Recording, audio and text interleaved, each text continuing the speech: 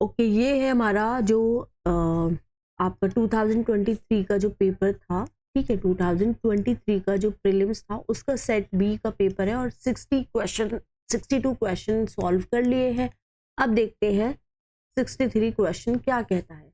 7 अगस्त जो है उसको हम एक नेशनल हैंडलूम डे की तरह मानते हैं, ये क्वेश्चन का कहना है। देखिए 2015 में क्या होता है कि सरकार जो है उसने 7 अगस्त को एक नेशनल हैंडलूम डे की तरह क्या कर दिया, घोषित कर दिया। पहला जो नेशनल हैंडलूम डे था वो 7 अगस्त 2015 को इनॉग्रेट हुआ था और ये किया था प्राइम मिनिस्टर नरेंद्र मोदी ने और इसकी लोकेशन थी क्या, चेन्नई में किया था। इस दिन क्या होता है, जो हमारे हैंडलूम वीविंग कम्युनिटी है उनको हम एक रेस्पेक्ट देते हैं, ऑनर देते हैं और हाईलाइट करते हैं कंट्रीब्यूशन इस सेक्टर का, इसमें सोशो इकोनॉमिक डेवलपमेंट में हमारी कंट्री का। तो यहाँ पे हो जाती है स्टेटमेंट 1 बिल्कुल correct. It was in 1905 that the swadeshi movement was launched on the same day. अब देखते हैं स्वदेशी मूवमेंट क्या था। देखिए स्वदेशी मूवमेंट भी 1905 को 7 अगस्त को लॉन्च हुआ था। इससे क्या हुआ था, जो इंडिजिनस इंडस्ट्रीज थी और जो हैंडलूम वीवर्स थे उनको यहाँ पे एनकरेजमेंट हुआ था। 2015 ने सरकार ने क्या डिसाइड किया कि हमें डेजिग्नेट करना है 7 अगस्त को एक नेशनल हैंडलूम डे की तरह। तो दोनों स्टेटमेंट सही है, तो यहाँ पे हो जाता है ऑप्शन ए हमारा करेक्ट, जो कि कहता है कि आपका स्टेटमेंट 1 भी करेक्ट है और स्टेटमेंट 1 जो है वो क्या है, यहाँ पे करेक्ट एक्सप्लेनेशन बन जाता है किसका, स्टेटमेंट 2 का। 64 कहता है consider the following statement in respect of the national flag of India according to the flag code of India 2002 के हिसाब से क्या है। इस एक जो स्टैंडर्ड साइज है नेशनल फ्लैग का इंडिया का वो 600 mm इंटू 400 mm है और जो रेशियो है लेंथ की to the height width of the flag shall be 3:2। Flag code जो है इंडिया का वो 26 जनवरी 2002 को इफेक्ट पे आता है। तो यहाँ पे क्या कहते हैं, अब देखिए यहाँ पे ये कहते हैं कि जो हमारे फ्लैग का जो कोड है, तो फ्लैग के कोड के हिसाब से क्या रूल है, फ्लैग कोड जो है इंडिया का वो उसने इफेक्ट लिया 26 जनवरी 2002 में क्लोज 2.1 के हिसाब से, जो कि फ्लैग कोड है इंडिया का। यहाँ पे क्या होना चाहिए, कोई रेस्ट्रिक्शन नहीं होना चाहिए डिस्प्ले पे, नेशनल फ्लैग का जो डिस्प्ले होता है by members of the general public, private organisation, educational institution etc consistent with the dignity and honor of the national flag। 2002 का फ्लैग कोड अभी रिसेंटली इसका अमेंडमेंट हुआ है। नेशनल फ्लैग जो पॉलिस्टर का बना है या मशीन का जो बना है ये भी यहाँ पर अब क्या है, अलाउ हो चुका है। अब जो नेशनल फ्लैग है ये किसका बना होना चाहिए, shall be made of handspun, hand woven और machine made cotton, polyester, wool, silk, khadi, bunting as per the amended flag code. अब यहाँ पे अगर हम बात करें जो साइज है, स्टैंडर्ड साइज नेशनल फ्लैग का वो क्या रखा है, बहुत सारे डिफरेंट साइज है। 6300 इंटू 42, 3600 इंटू 2400। चलिए देखते हैं, रेशियो देखते हैं इसकी। 6300 डिवाइडेड बाई क्या है, 42 है, तो यहाँ पे 3600 और 42 है आपका 2400 है, ठीक है।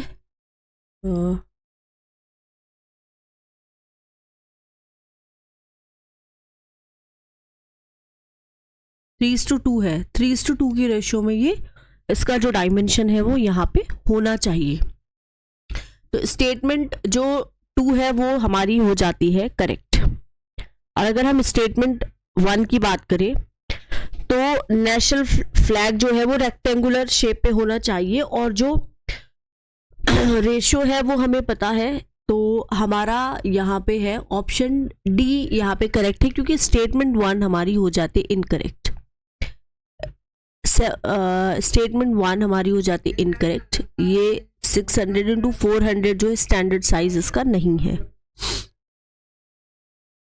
क्वेश्चन नंबर 64 जो कि कहता है, 64 हमने देख लिया है, ठीक है। 65 अब देखते हैं हम। 65 जो है वो कहता है कि जो हमारा कॉन्स्टिट्यूशन है, कॉन्स्टिट्यूशन हमारा 26 जनवरी कॉन्स्टिट्यूशन डे हमारा 26 नवंबर को मनाया जाता है हर साल, ताकि हम जो कॉन्स्टिट्यूशनल वैल्यूज है उनको हम प्रमोट करें, ठीक है। अब ये स्टेटमेंट जो 2 है वो कहता है कि 26 नवंबर 1949 का जो डे है, यहाँ पे कॉन्स्टिट्यूएंट असेंबली ने जो ड्राफ्टिंग कमेटी है उसको सेटअप किया था। इसके चेयरमैन थे आपके PR अम्बेडकर, ताकि जो ड्राफ्ट है वो बना के यहाँ पे तैयार हो जाए, ठीक है। कॉन्स्टिट्यूशन डे को हम संविधान डे भी मनाती है, संविधान डे भी क्या करती है, बोलती है। अब यहाँ पे क्या होता है कि 26 नवंबर को हर साल हम क्या करते हैं, कोमैमोरेट करते हैं कि यहाँ पे हमने जो कॉन्स्टिट्यूशन है उसको अडॉप्ट किया था नवंबर में, ठीक है। मिनिस्ट्री जो है सोशल जस्टिस और एम्पावरमेंट ने 19 नवंबर 2015 को नोटिफाई किया था डिसीजन किसका, गवर्नमेंट ऑफ इंडिया का, कि हमें 26 जो नवंबर है उसको हर साल हमें कॉन्स्टिट्यूशन डे की तरह मनाना है, ताकि जो कॉन्स्टिट्यूशन वैल्यूज हैं वो हम क्या कर सके, प्रमोट कर सके। अब जितनी भी कमेटी है कॉन्स्टिट्यूएंट असेंबली की, most important committee drafting committee थी, जो कि अगस्त में बनी थी, अगस्त 29 को 1947 को बनी थी। ये कमेटी थी जो entrusted with the task of preparing a draft of the new constitution. It consisted of 7 members. They were doctor B.R. Ambedkar इसके चेयरमैन थे, और इसके अलावा गोपाला स्वामी आपके अयंगर थे, अल्लादी कृष्णा स्वामी अय्यर थे, मुंशी साहब थे, सैयद मोहम्मद सादुल्ला थे, एन माधवा रॉय थे। तो उन्होंने रिप्लेस कर दिया था BL मिटर को, जिन्होंने अपनी हेल्थ इश्यूज की वजह से रिजाइन कर दिया था।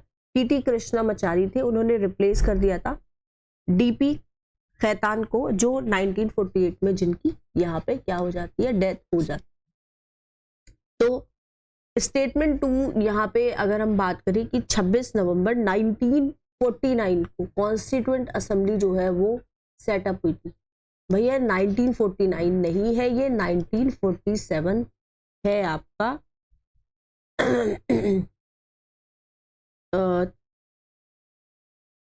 विच केम इनटू इफेक्ट, ओके, तो ये आपका है 1947 है आपका 29 अगस्त।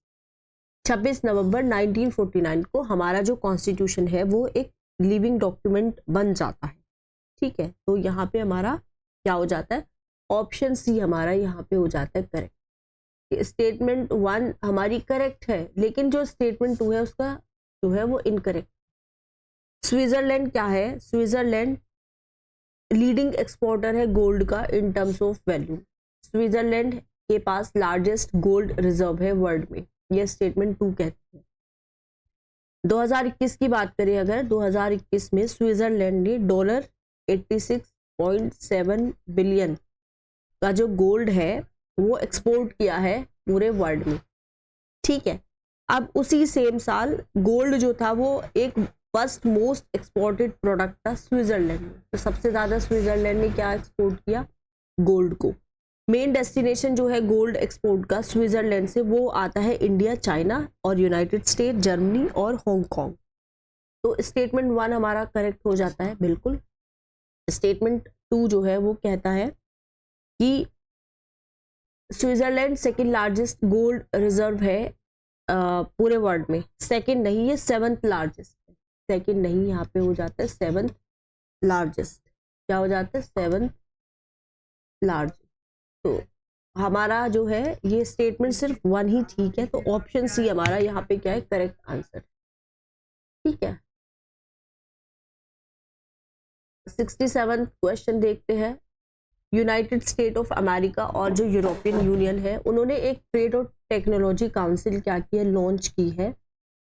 अब USA और EU क्लेम करते हैं through this they are trying to bring technological progress और physical property under their control. क्या है, क्या लग रहा है correct answer? World Trade Organization data के हिसाब से देखिए, अगर हम जो अप्रैल 29 को रिलीज होता है 2018 का, तो इंडिया का जो शेयर है ग्लोबल एक्सपोर्ट्स में और मर्चेंडीज वो 1.7 क्या था परसेंट था, और ग्लोबल इंपोर्ट देखे तो हमारा था 2.6%। 2018 के लिए अगर हम देखें 2018 के लिए सर्विस सेक्टर का इंडिया का जो शेयर है ग्लोबल एक्सपोर्ट में वो 3.5% था और इंपोर्ट 3.2%। तो स्टेटमेंट 1 हमारी यहाँ पे करेक्ट नहीं है। प्रोडक्शन लिंक इंसेंटिव स्कीम जो है वो कॉर्नर स्टोन है गवर्नमेंट पुश की, ताकि आत्मनिर्भर भारत जो है वो अचीव कर सके। ऑब्जेक्टिव क्या है कि हमें डोमेस्टिक मैन्युफैक्चरिंग को ग्लोबली कॉम्पिटिटिव बनाना है और हमें एक ग्लोबल चैंपियन बनना है मैन्युफैक्चरिंग में। तो जो स्ट्रैटेजी जो है बिहाइंड द स्कीम इज कि हमें कंपनीज को इंसेंटिव देना है ताकि यहाँ पे इंक्रीमेंटल सेल हो सके from products manufacture in India over the base year. तो स्टेटमेंट 2 हमारी हो जाती है यहाँ पे correct. They are trying to bring technological progress and physical productivity.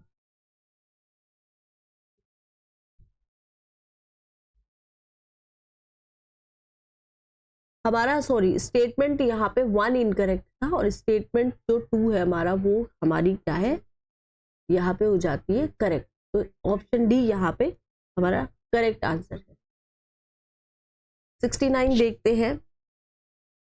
Stability और ग्रोथ का जो पैक्ट है यूरोपियन यूनियन का, वो एक ट्रीटी है जो लिमिट करती है लेवल किसका, बजटरी डेफिसिट्स का of the country of the European Union, make the countries of the European Union to share their infrastructure facilities, enable करती है कंट्रीज को of the European Union to share their technologies. तो क्या लगता है कि क्या ठीक है? देखते हैं। स्टेबिलिटी और ग्रोथ पैक्ट जो है वो क्या है, एक बाइंडिंग डिप्लोमेटिक एग्रीमेंट है यूरोपियन यूनियन के बीच में और हमारा यूरोपियन यूनियन के जो मेंबर स्टेट्स हैं। इकोनॉमिक पॉलिसीज है, एक्टिविटीज है, वो कोऑर्डिनेटेड है कोहेसिवली, ताकि जो स्टेबिलिटी है इकोनॉमिक का और मॉनेटरी यूनियन का उसको सेफ गार्ड कर सके। तो जो स्टेबिलिटी और ग्रोथ पैक्ट होगा, स्टेबिलिटी होगा, ग्रोथ पैक्ट होगा, is a set of fiscal rules design to prevent countries in the European Union from spending beyond their means and pursuing sound financial policy. तो यहाँ पे स्टेटमेंट 1 हो जाता है करेक्ट और स्टेटमेंट जो 2 है और 3 है वो हमारे करेक्ट नहीं है करेक्ट। ठीक है, तो 69 का हमारा ऑप्शन ए ही करेक्ट है। 70वां क्वेश्चन क्या कहता है? 70 जो है वो कहता है कि रिसेंटली जितनी भी कंट्रीज है यूनाइटेड नेशन की, उन्होंने अडॉप्ट किया है first ever compact for international migration, the global compact for safe orderly and regular migration. Global compact जो है ये पहला इंटर गवर्नमेंटल एग्रीमेंट है जो यूनाइटेड नेशंस ने क्या किया है, अडॉप्ट किया है, ताकि जितने भी डायमेंशन है इंटरनेशनल माइग्रेशन की उसको ये कवर कर सके हॉलिस्टिक और कॉम्प्रिहेंसिव मैनर में। तो ये अडॉप्ट हुआ था कहाँ पे, 10 दिसंबर 2018 को। तो स्टेटमेंट 1 जो है वो हमारी यहाँ पे करेक्ट नहीं है। ठीक है, स्टेटमेंट 1 जो है वो हमारी क्या है भाई, करेक्ट नहीं है। ग्लोबल कॉम्पैक्ट माइग्रेशन जो है वो first ever UN global agreement है on a common approach to international migration in all its dimension. Global compact क्या है, एक नॉन लीगली बाइंडिंग है। तो स्टेटमेंट 2 भी हमारा क्या है, करेक्ट नहीं है। ठीक है, अब थर्ड आ जाता है हमारा, जीसीएम एड्रेस करता है इंटरनेशनल माइग्रेशन को और internally displaced people also in its objective and commitments. Third का देखते हैं। थर्ड जो है हमारा स्टेटमेंट वो हमारी क्या है, ये करेक्ट नहीं है। तो हमारा हो जाता है ऑप्शन डी, करेक्ट आंसर। 71 का ये कुछ कंट्रीज दे रखी है, बल्गेरिया है, हंगरी है, लिथुनिया है, सीज रिपब्लिक है, लैटविया है, रोमानिया है। इनमें से कितनी कंट्रीज यूक्रेन के साथ क्या करती हैं, बॉर्डर को शेयर करती है? देखते हैं कौन कौन सी कंट्रीज है। ये जो कंट्रीज है सिर्फ इसमें से 4 कंट्रीज है जो कि शेयर करती है, और वो कंट्रीज क्या क्या है वो हम एक बार देख लेते हैं। ठीक है, यहाँ पे क्या है, यूक्रेन हमें पता लार्जेस्ट कंट्री है यूरोप में। कंट्री कहाँ पे बैठती है, सदर्न वेस्ट जो पार्ट है रशियन प्लेन का वहाँ पे। सो ये यहाँ पे एक साइड पे ब्लैक सी है और एक तरफ सी है एजोव का साउथ में। इसके ईस्ट में रशिया है और नॉर्थ में बेलारूस है, पोलैंड है, स्लोवेकिया है, हंगरी है टू द वेस्ट, और रोमानिया है, मोल्डोवा है टू द साउथ। तो हम देखते हैं यहाँ पे एक तो हो गया रोमानिया के साथ ये भाई शेयर करती है अपना बॉर्डर। ठीक है, उसके बाद आता है बेलारूस। बेलारूस ऑप्शन में हमारा नहीं है, रोमानिया, ठीक है रोमानिया तो है ऑप्शन में। उसके बाद हमारा आता है हंगरी है, ठीक है हंगरी ऑप्शन में है। 72 देखते हैं, स्टेटमेंट कंसिडर करनी है। सॉइल क्या है, एक ट्रॉपिकल रेन फॉरेस्ट है जो कि रिच है न्यूट्रिएंट्स में। हाई टेम्परेचर और मॉइस्चर जो है ट्रॉपिकल रेन फॉरेस्ट का, ये कॉज करता है डेड ऑर्गेनिक मैटर को सॉइल में ताकि वो डिकम्पोज हो जाए क्विकली। तो सॉइल जो है ट्रॉपिकल रेन फॉरेस्ट में वो न्यूट्रिएंट पुअर है। ठीक है, न्यूट्रिएंट यहाँ पे क्या है, ट्रॉपिकल रेन फॉरेस्ट में उनमें न्यूट्रिएंट नहीं होता है। ओके, हाई टेम्परेचर है और मॉइस्चर भी ज़्यादा है ट्रॉपिकल रेन फॉरेस्ट का। ये क्या कॉज करता है डेड ऑर्गेनिक मैटर को कि वो ज़्यादा से ज़्यादा जल्दी से जल्दी क्या हो जाए, डिकम्पोज हो जाए। तो यहाँ पे सिर्फ यही वाली स्टेटमेंट ठीक है। फर्स्ट जो स्टेटमेंट हो जाती है वो हमारी एकदम गलत हो जाती है। तो ऑप्शन डी हमारा ठीक है कि स्टेटमेंट 1 इनकरेक्ट हो गई और स्टेटमेंट 2 हमारी क्या हो गई, करेक्ट हो गई। 74 क्या कहता है, देखिए temperature contrast between continents and oceans is greater during summer than in winter. Specific heat जो है पानी का वो ज़्यादा होता है than that of land surface. इनमें से कौन सा जो है वो करेक्ट है in respect of the above statement. देखिए 74 का देखते हैं, आंसर हमारा हो जाता है यहाँ पे बी, जो क्यों, टेम्परेचर कॉन्ट्रास्ट जो है कॉन्टिनेंट्स और ओशन के बीच में वो ज़्यादा होता है समर में देन इन विंटर। इसकी वजह से क्या होता है, जो ज़्यादा हीट होती है और स्ट्रोंगर जो सी ब्रीज होती है समर में होती है वो देन इन विंटर। स्टेटमेंट 1 हमारा हो जाता है correct. Statement 2, specific heat capacity जो है पानी की वो बहुत ज़्यादा होती है than the land, because the relative density जो है पानी की वो थोड़ी कम होती है than that of land surface. However, this is true throughout the year and not related to any particular reason. तो statement 2 हमारा करेक्ट है, लेकिन ये इसका करेक्ट एक्सप्लेनेशन यहाँ पे दिखाई नहीं पड़ रहा है। तो हमारा हो गया है ऑप्शन ठीक है, स्टेटमेंट 1 करेक्ट है और स्टेटमेंट 2 भी करेक्ट है, बट ये इसका करेक्ट एक्सप्लेनेशन यहाँ पे नहीं है। सीस्मोग्राफ है, उसमें जो पी वेव होती हैं वो पहले रिकॉर्ड हो जाती हैं एस वेव से।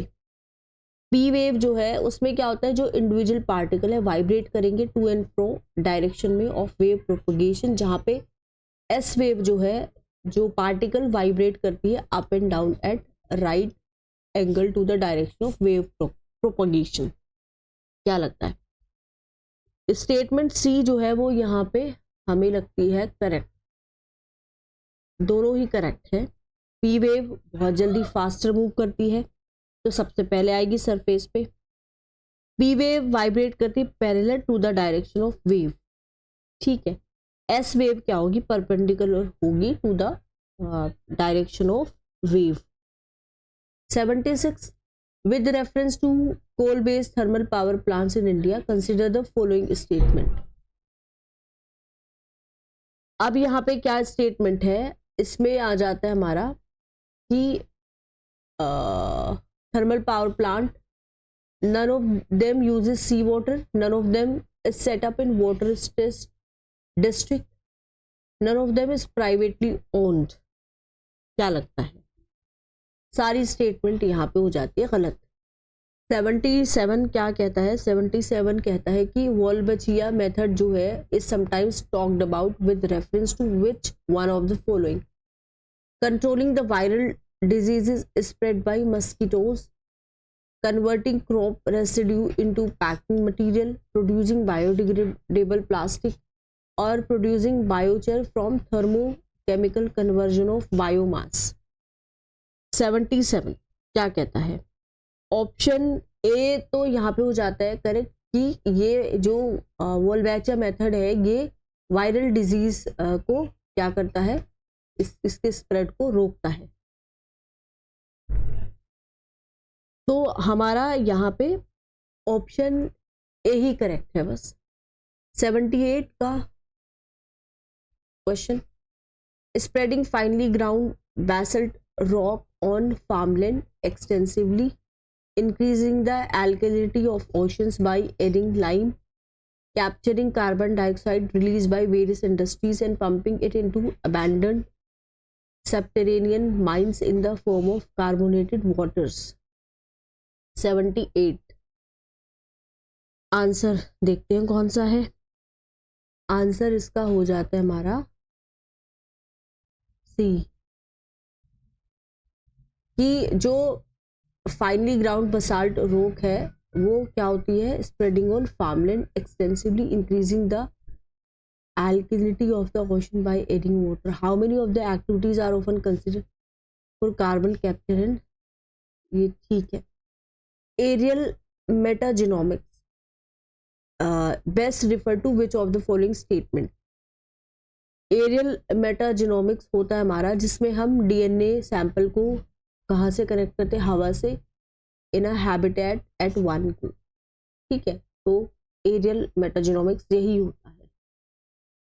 80 क्वेश्चन कहता है माइक्रो सैटेलाइट डीएनए हम यूज करते हैं किसमें, in the case of which one of the following? Studying the evolutionary relationship among various species of fauna. Okay, stimulating stem cells to transform into diverse functional cells, promoting clonal propagation of horticultural plants, assessing the efficacy of drugs by conducting series of drug trials in a population.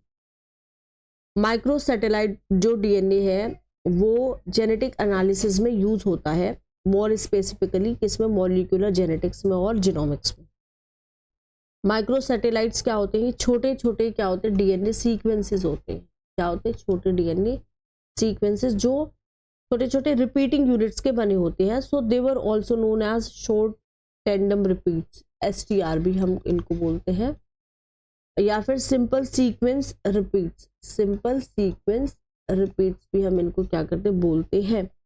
ये जो repeating units है जो typically 1 to 6 base pair है length में, 1 to 6 base pair है ये किसमें, length में, ये रिपीटेड है इन टेंडम. और जो अमाउंट है रिपीटेशंस का वो वेरी करता है इंडिविजुअल्स के बीच में. नंबर ऑफ रिपीट्स अगर हम देखें कुछ माइक्रो सैटेलाइट्स लोकस में वो वेरी कर सकते हैं between people in population, because micro satellite DNA जो है वो हाईली क्या है, यहाँ पे हाईली हो जाता है वेरिएबल. ठीक है, अब ऑप्शन जो ए है वो यहाँ पे करेक्ट आंसर है. कंसिडर करो ये स्टेटमेंट सुरक्षा योजना को लेके Janani, it is safe motherhood intervention of the state health department, और या फिर इसका जो ऑब्जेक्टिव है रिड्यूस करना है मैटरनल और न्यूनेटल मोर्टेलिटी का. इसका जो एम है प्रमोट करना है institutional delivery among poor pregnant women. Its objective includes providing public health facilities to sick infant up to 1 year of age. तो यहाँ पे हमारा जो है पहली स्टेटमेंट तो देखिए सही नहीं है, क्योंकि जननी सुरक्षा योजना एक safe motherhood intervention under the national rural health mission है, और ये जो है 100% सेंट्रली स्पॉन्सर्ड स्कीम होती है। ये इम्प्लीमेंट होती है कि हमें मेटरनल और नियोनेटल जो मॉर्टेलिटी है उसको क्या करना है, कम करना है, और इंस्टीट्यूशनल जो डिलीवरी है उनको हमें ज़्यादा से ज़्यादा प्रैक्टिस करना है। जननी शिशु सुरक्षा योजना कार्यक्रम स्कीम जो है, जितने भी प्रेग्नेंट वुमेन है और इन्फेंट, उनको फ्री ट्रीटमेंट मिलेगा पब्लिक हेल्थ इंस्टीट्यूशन में, इंक्लूडिंग 0 एक्सपेंसेस डिलीवरी। तो स्टेटमेंट 4 हमारा यहाँ पे करेक्ट नहीं होता है। अब आता है हमारा 82। कंसिडर करो following statement in the context interventions being undertaken under anaemia Mukt Bharat strategy. क्या होता है क्या है कि क्या ये प्रोवाइड करता है prophylactic calcium supplementation for pre school children, adolescent and pregnant women. ठीक है, ये हमारा करेक्ट यहाँ पे नहीं है, बिल्कुल करेक्ट। बहुत सारे जो ये रन करते हैं campaign for delayed code clamping at the time of child birth. Statement 2 जो है वो करेक्ट है, ये हो जाता है हमारा करेक्ट। प्रोवाइड करता है periodic deworming to children and adolescent.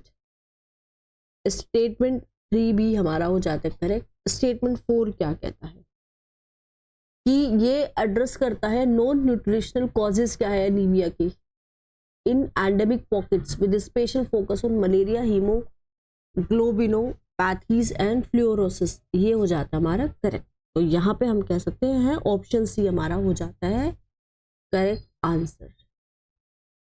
अब हमारा 84 का जो क्वेश्चन है वो क्या कहता है, 83 का क्वेश्चन, कार्बन के जो फाइबर है वो हम यूज करते हैं in the manufacture of components used in automobiles and aircraft. क्या लग रहा है, बिल्कुल ठीक है। कार्बन के जो फाइबर है once used can not be recycled. एक बार जब हम इनको यूज करते हैं तो रिसाइकल ये नहीं हो सकते। तो यहाँ पे स्टेटमेंट 2 हमारा ये करेक्ट नहीं है। इनमें से कौन सा स्टेटमेंट गिव अबव इज और आर करेक्ट? ठीक है, पहला ही ठीक है सर, ऑप्शन। 84 क्या कहता है, 84 कहता है कि consider the following action: detection of car crash collision which results in the deployment of airbags almost instantaneously, detection of accidental free fall of laptop towards the ground which results in the immediate turning off of the hard drive, detection of the tilt of smartphone which results in the rotation of display between portrait and landscape mode। तो इनमें से कितने action जो है वो एसेलेरोमीटर required है वो हम देखते हैं। पहले तो देख लेते हैं एसेलेरोमीटर क्या है। ये एक इलेक्ट्रॉनिक सेंसर है जो एसेलरेशन की जो फोर्सेस हैं उनको मेजर करता है। अगर हमें डिटरमिन करनी है ऑब्जेक्ट की पोजीशन स्पेस में और हमें इसको ऑब्जेक्ट करना है, जैसे कार क्रैश हो रहा है, कॉलिजन हो रहा है, तो एसेलेरोमीटर यहाँ पे यूज होगा डिटेक्ट करने का सडन एक्सेलरेशन किसका, व्हीकल का, और ट्रिगर करेगा डिप्लॉयमेंट किसका, एयरबैग का। तो पॉइंट 1 हो जाता है करेक्ट। लैपटॉप फॉल कर रहा है, इसमें एसेलेरोमीटर क्या करता है, डिटेक्ट करता है सडन चेंज मोशन में और ट्रिगर करेगा इमीडिएट टर्निंग ऑफ किसका, हार्ड ड्राइव का, ताकि जो डैमेज ना हो सके डेटा। तो पॉइंट 2 भी करेक्ट हो चुका है। एक्सेलेरोमीटर जो है वो also required for the detection of the tilt of the smartphone which result in the rotation of the display between portrait and landscape mode. तो यहाँ पे जो ऑप्शन 3 है वो भी करेक्ट है। तो ऑप्शन हमारा सी हो जाता है क्योंकि तीनों ही यहाँ पे हमारे हो जाते करेक्ट। 85 का क्या कहता है, 85 जो है वो हमारी एक बायोफिल्टर्स प्रोवाइड करता है क्या, waste treatment by removing uneaten fish feed. Biofilter convert करते हैं अमोनिया को जो प्रेजेंट होता है फिश में वेस्ट में टू नाइट्रेट। बायोफिल्टर इंक्रीज करता है phosphorus as nutrients for fish in water. कौन सा ठीक है, 85? रीसेंट डेकेड्स में अगर हम देखें तो बायोफिल्टर क्या करते हैं, जो पानी से जो कंटेमिनेंट्स होते हैं उनको रिमूव कर देते हैं, और वेस्ट जो गैसेस होती हैं बायोफिल्टर यूज करते हैं माइक्रो ऑर्गेनिजम्स को जो कैपेबल है डिग्रेड करने के बहुत सारे कंपाउंड्स टू इनऑर्गेनिक या organic medium to break down pollutants present in fluid stream. So they also provide waste treatment by removing uneaten fish dead. तो स्टेटमेंट 1 हमारा हो जाता है करेक्ट. प्रॉपरली डिजाइन बायोफिल्टर क्या करेगा, अमोनिया और नाइट्राइट को कॉन्सेंट्रेशन को एक लेवल पे रखेगा जो इतने ज़्यादा हार्मफुल नहीं होंगे फिश के. बायोफिल्टर क्या करेगा, कन्वर्ट करेगा अमोनिया नाइट्रोजन को to nitrite nitrogen and then to less toxic nitrate nitrogen for the fish. तो स्टेटमेंट 2 भी हमारा करेक्ट हो जाता है. बायोफिल्टर फॉस्फोरस को नहीं बढ़ाएंगे as nutrient for fish in water. Phosphorus क्या है, इनफैक्ट उसको रिमूव करेगी ताकि जो यूट्रोफिकेशन है वो यहाँ से क्या हो जाए, ख़त्म हो जाए. तो स्टेटमेंट 2 हमारा ये आ जाएगा, थर्ड गलत. तो 86 का हमारा 85 का हमारा हो जाता है ऑप्शन बी ही करेक्ट है जिसमें 2 स्टेटमेंट थी. 86 क्या कहता है 86 कहता है सिफेड्स नेबुले पल्सर. अब इनको देखना है कि जाइंट क्लाउड्स है डस्ट के और गैस के स्पेस में. ये थोड़े से एक्चुअली स्टार होते हैं और जो ब्राइट होते हैं और डिम होते हैं पीरियोडिकली. तो पेयर 1 जो है वो करेक्टली मैच नहीं है, क्लाउड्स नहीं होते, ये क्या होते हैं, ये स्टार्स होते हैं. ठीक है. नेबुले जो है एक जाइंट क्लाउड होता है, डस्ट का बना होता है गैस का स्पेस में. कुछ नेबुले जो है मोर देन 1 नेबुला वो कहाँ से आते हैं, गैस से और डस्ट से. जो कि जैसे एक स्टार जब मरता है तो जब एक्सप्लोजन होता है एक स्टार का, वहाँ से गैस निकलती है, डस्ट निकलती है. तो जैसे सुपरनोवा. दूसरे जो नेबुले हैं वो क्या है, रीजन है जहाँ पे नए स्टार जो है वो beginning to form. So pair 2 is not correctly match. Pair 2 जो है वो करेक्टली मैच नहीं है. पल्सर क्या है, न्यूट्रॉन स्टार जो है वो कब होते हैं, जब मैसिव स्टार जो है वो उनको फ्यूल नहीं होता है और वो कोलैप्स हो जाते हैं. तो बहुत ज़्यादा जो सेंट्रल रीजन है इन स्टार का और जिसको हम बोलते हैं कोलैप्स करता है और एक साथ क्रश करता है हर एक प्रोटॉन को, इलेक्ट्रॉन को, किसमें, न्यूट्रॉन में. तो यहाँ पे क्या होता है, पल्सर जो है वो रोटेटिंग न्यूट्रॉन है, न्यूट्रॉन स्टार्स है जो जिनका ज़्यादा पल्सेस होते हैं रेडिएशन की at very regular interval that typically range from milliseconds to seconds. So pulsar have very strong magnetic field which funnel jets of particles out along the 2 magnetic poles. तो ये जो accelerated particles है ये बहुत ज़्यादा powerful beam of light को produce करते हैं. सो पेयर 3 जो है वो करेक्टली मैच नहीं है. देयरफॉर ऑप्शन ए जो है हमारा क्या है, करेक्ट यहाँ पे आंसर हो जाता है. 87 की बात करते हैं. इनमें से कौन सी कंट्रीज जो है इसका खुद का सैटेलाइट नेविगेशन सिस्टम होता है, Australia, Canada, Israel, Japan. Japan जो है वो कंट्री है जिसका खुद का सैटेलाइट नेविगेशन है बिल्कुल है. और इस सिस्टम को हम बोलते हैं क्वासी जेनिथ सैटेलाइट सिस्टम. और ये क्यों डिज़ाइन किया है, ताकि जो एग्जिस्टिंग जो जीपीएस सिस्टम है उसको ऑगमेंट कर सके, ताकि जो ज़्यादा एक्यूरेट और रिलायबल पोजीशनिंग टाइमिंग इंफॉर्मेशन दे जापान में और जापान के जो सराउंडिंग एरिया है. तो सबसे ज़्यादा है हमारा जापान. अब यहाँ पे आता है बैलिस्टिक जो मिसाइल है वो क्या होती हैं, वो जेट प्रोपेल्ड है at subsonic speed throughout their flights, while cruise missile जो है वो रॉकेट पावर्ड है only in the initial phase of flight. Cruise जो मिसाइल है are jet propelled at subsonic speed throughout their flights, जबकि जो ballistic missile है वो क्या है, रॉकेट पावर्ड है केवल इनिशियल उसमें बूस्ट में. After which they follow an arcing trajectory to the target. So statement 1 जो है वो करेक्ट नहीं है. अग्निवी क्या है, एक इंडियन इंटरकॉन्टिनेंटल बैलिस्टिक मिसाइल है जिसकी जो रेंज है वो 5000 किलोमीटर है. ब्रह्मोस एक universal long range supersonic cruise missile system है जिसको हम लैंड से भी लॉन्च कर सकते हैं, सी से भी लॉन्च कर सकते हैं, एयर से भी लॉन्च कर सकते हैं। BrahMos has been jointly developed by DRDO India and NPOM Russia. तो स्टेटमेंट 2 भी हमारा यहाँ पे करेक्ट नहीं होता है।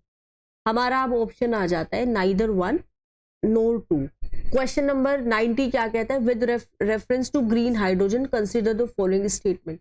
It can be use directly as a fuel for internal combustion. Green hydrogen की यहाँ पे बात हो रही है, ग्रीन हाइड्रोजन। तो हम देखते हैं एक बार। ग्रीन हाइड्रोजन जो है उसको हम फ्यूल की तरह यूज कर सकते हैं, बिल्कुल यूज कर सकते हैं, ठीक है। हाइड्रोजन क्या है? It can be blended with natural gas and use as a fuel for heat और पावर जनरेशन। ओके, स्टेटमेंट जो है 2 भी ठीक है। It can be use in the hydrogen fuel cell to run vehicles. Statement 3 जो है वो भी सही है। तो यहाँ पे हमारी हो जाती है ऑल द 3। 91 क्या कहता है? 91 देखते हैं। Consider the following statement with reference to India. According to the micro small and medium enterprises development MSMED act 2006 का, medium enterprises are those with investment in plant and machinery between ₹15 crore and ₹25 crore. क्या लग रहा है? देखिए यहाँ पे जो है 50 करोड़ और 250 करोड़, 15 करोड़ और 250 करोड़ नहीं है, यहाँ पे 50 है और आपका 250 करोड़ है। तो ये आपका यहाँ पर गलत है। जितने भी बैंक है, all bank loans to the micro, small and medium enterprises qualify under the priority sector। गलत है स्टेटमेंट बिल्कुल। Which of the statement given above is or are correct? 91 का डी आंसर है, कोई भी नहीं है। 92 का क्या कहते हैं कि with reference to central bank digital currencies consider the following statement. It is possible to make payments in digital currency without using US dollar or SWIFT system। तो ये ठीक है। दूसरा आता है हमारा स्टेटमेंट 1 भी ठीक है। स्टेटमेंट 2 देख लेते हैं। डिजिटल करेंसी को डिस्ट्रीब्यूट कर सकते हैं with condition program into such as a time frame for spending it. ये भी ठीक है। तो हमारी दोनों स्टेटमेंट यहाँ पे हो जाती है हमारी करेक्ट। तो क्वेश्चन जो भाई 93 है, 93 क्वेश्चन कहता है in the context of finance term beta refers to. Beta जो टर्म है वो उसका मतलब क्या होता है? बीटा जो है वो एक मेजर है स्टॉक की हिस्टोरिकल वोटेलिटी का in comparison with that of market index. जैसे कि S&P 500 स्टॉक जिनका बीटा 1 से ज्यादा होता है वो ज्यादा वॉलेटाइल होते हैं देन देयर इंडेक्स, जबकि जो स्टॉक है जिनका बीटा लोअर होता है वो कम वॉलेटाइल होते हैं। तो यहाँ पे कह सकते हैं कि एक न्यूमेरिकल वैल्यू है जो मेजर्स करते हैं फ्लक्चुएशन किसका, stock fluctuation of a stock to changes in the overall stock matter. Consider the following statement. Self-help group program was originally initiated by the State Bank of India by providing microcredit to the financially deprived। Self help group में जितने भी member है group की वो responsibility लेते हैं loan के लिए जो एक इंडिविजुअल मेंबर लेता है। रीजनल रूरल बैंक और scheduled commercial bank self help group को क्या करते हैं? सपोर्ट करते हैं। अब यहाँ पे 94 का जो है क्या लग रहा है आपको, कौन सा करेक्ट हो सकता है? इसमें देखिए इंडिया में अगर हम बात करें तो बैंक जो है वो प्रीडोमिनेंट एजेंसी है माइक्रो क्रेडिट देने के लिए। 1970 में क्या हुआ था, भट्ट जो थे वो एक फाउंडर थे सेवा के। सेवा होता है self employment women's association Ahmedabad में। तो यहाँ पे उन्होंने कॉन्सेप्ट डेवलप की थी कि जो विमेन है और जो माइक्रो फाइनेंस है, कॉन्सेप्ट किसकी, विमेन की और किसकी, माइक्रो फाइनेंस की। ओके, सो अन्नपूर्णा महिला मंडल जो है महाराष्ट्र में और वर्किंग वुमेन्स फोरम जो है तमिलनाडु में, और बहुत सारी जो नेशनल बैंक है एग्रीकल्चर और रूरल डेवलपमेंट स्पॉन्सर्ड ग्रुप्स है, उन्होंने फॉलो किया है पाथ जो कि सेवा जो है SEW जो सेवा है उन्होंने ले किया था। सेवा क्या है? एक ट्रेड यूनियन है पुअर का, जो गरीब लोग होते हैं उनका एक ट्रेड यूनियन है। उनके साथ साथ सेल्फ एम्प्लॉयमेंट वुमेन वर्कर्स आ जाती हैं। तो स्टेटमेंट 1 यहाँ पे करेक्ट नहीं है, स्टेटमेंट 1 करेक्ट नहीं है। सेल्फ हेल्प ग्रुप में जितने भी मेंबर्स हैं वो जॉइंटली रिस्पॉन्सिबल है लोन के लिए जो इंडिविजुअल्स लेते हैं। तो स्टेटमेंट 2 यहाँ पे हमारा हो जाता है करेक्ट। जितने भी रूरल बैंक है, रीजनल बैंक है और शेड्यूल जो कमर्शियल बैंक है वो सेल्फ हेल्प ग्रुप को सपोर्ट करते हैं। तो स्टेटमेंट 3 यहाँ पे आ जाता है करेक्ट। 95 क्या कहता है? इंडिया का जो public sector health care system है वो क्यूरेटिव केयर पे फोकस करता है। वहाँ पे प्रिवेंटिव, प्रोमोटिव और रिहैबिलिटिव जो केयर है वो यहाँ पे क्या है, मतलब कम है। देखिए ऐसा तो नहीं है, हेल्थ केयर कवर करेगा सारे एस्पेक्ट्स को। तो स्टेटमेंट 1 जो है वो हमारी यहाँ पे करेक्ट नहीं, statement 1 is not correct. Okay, India का जो डिसेंट्रलाइज अप्रोच है हेल्थ केयर की डिलीवरी को, इसमें क्या होता है, स्टेट रिस्पॉन्सिबल है हेल्थ सर्विसेज को ऑर्गेनाइज करने के लिए, क्योंकि पब्लिक की हेल्थ जो है वो एक स्टेट लिस्ट में आता है, 7th शेड्यूल की जो स्टेट लिस्ट है वहां पे आता है। ओके, सो स्टेटमेंट 2 जो है वो भी यहाँ पे हमारा वो करेक्ट है। ये करेक्ट नहीं है, ये करेक्ट है। तो ऑप्शन डी हमारा ठीक है, जो कहता है स्टेटमेंट 1 जो इनकरेक्ट है, बट स्टेटमेंट 2 हमारा यहाँ पे क्या हो जाता है, करेक्ट हो जाता है। 96 क्या कहता है?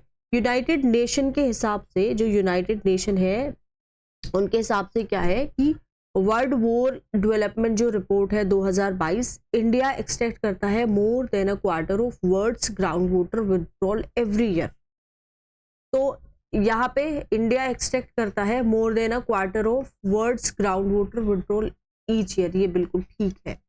स्टेटमेंट 2 क्या कहता है? 89% जो है इस ग्राउंड वाटर का वो इरिगेशन के लिए यूज होता है। India needs to extract more than a quarter of water each year to satisfy the drinking water sanitation needs, ठीक है। तो यहाँ पे स्टेटमेंट जो 2 है वो यहाँ पे करेक्ट हमारी नहीं है, तो हमारा ऑप्शन सी हो जाता है सही के स्टेटमेंट करेक्ट है 1, बट स्टेटमेंट जो 2 है वो करेक्ट नहीं है। Consider the following statement. According to the Constitution of India, central government की ड्यूटी है कि वो स्टेट को प्रोटेक्ट करे इंटरनल डिस्टर्बेंसेस से। बिल्कुल ठीक है, सेंट्रल गवर्नमेंट की ही ड्यूटी है। आर्टिकल 22 एक स्टेट कहता है कि कोई भी पर्सन जो अरेस्ट है उसको आप डिटेन कर सकते हैं कस्टडी में विदाउट बीइंग इन्फॉर्म्ड, नहीं कर सकते उसको बिना इन्फॉर्म किए हुए। तो constitution of India exempt the state from providing legal counsel to a person being held for preventive detention, ऐसा तो कहीं नहीं है। Preventive detention, legal custody to provide करता है constitution. According to the prevention of terrorism act 2002, confession of the accused before the public cannot be used as evidence. According to the Prevention of Terrorism Act, confession of the accused before the police cannot be used as a evidence. ये क्या लग रहा है? Correct नहीं है, क्योंकि कई दफ़ा क्या होता है पुलिस जो है वो गलतियां मानने को मजबूर करती है, तो ये जो उसका कन्फेशन है वो एविडेंस नहीं हो सकता जब तक उसके खिलाफ सबूत ना हो। Which of the following countries has been suffering from decades of civil strife and food shortage and was in news in the recent past for its very severe famine? कौन सी कंट्री है?